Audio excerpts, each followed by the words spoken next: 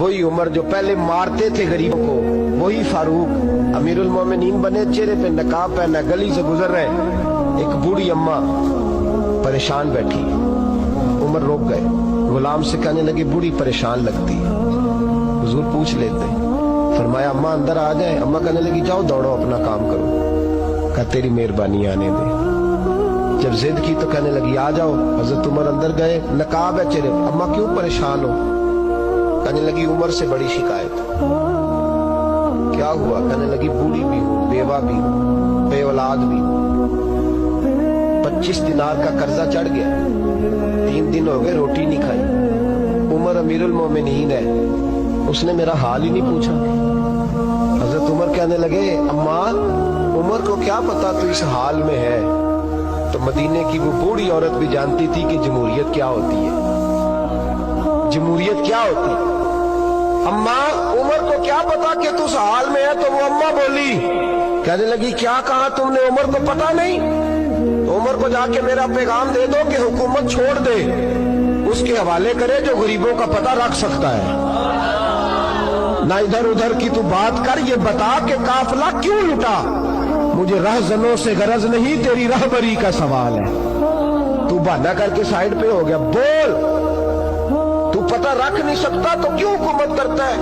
आपके गुलाम कहते उमर दौड़ लगा के बाहर निकले, खाना पक्का पकाया घर से लाए, 25 दिनार भी लाए, 2 बोरियां अनाज की कंधों पे रख ली। गुलाम कहने लगा हुजूर मुझे दे दे। फरमाया वादा कर कयामत के दिन भी मेरा बोझ उठाएगा।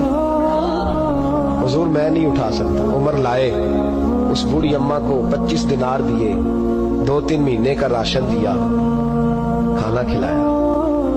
यहाँ तो जिसका 200-400 वोट हो उसे है कोई सरदार चौधरी पूछ ले, गरीबों को कौन पूछता है।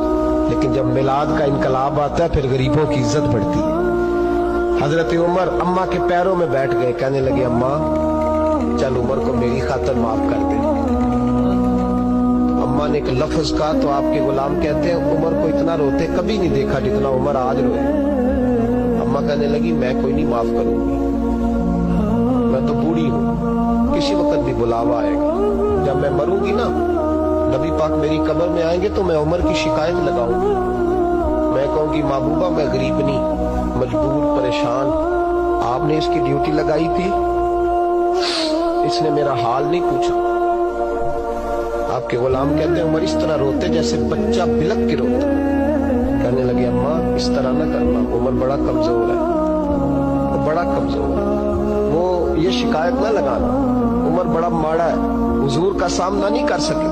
अम्मा कहने लगी नहीं मेरा दुख ही बड़ा है, मैं उमर की शिकायत लगाऊंगी।